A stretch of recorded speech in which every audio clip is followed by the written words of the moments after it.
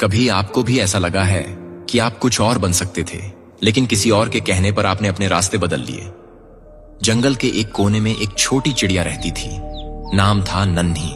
वो चिड़िया बाकी सबसे अलग थी। उसकी आंखों में एक चमक थी, जैसे वो उस पेड़ से कहीं दूर, कहीं ऊंचा देख रही हो।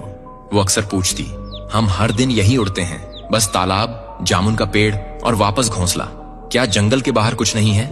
उसके झुंड की बुजुर्ग चिड़िया बोली, बाहर की दुनिया आसान नहीं है नन्ही।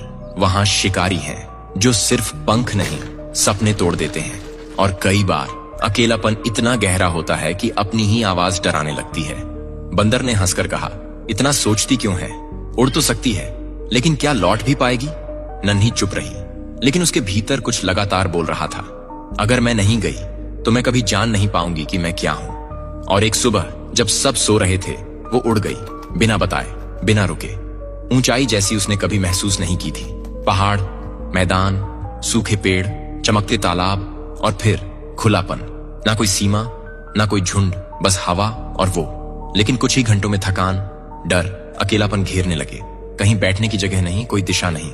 उसने खुद से पूछा, क्या मैंने गलती कर दी?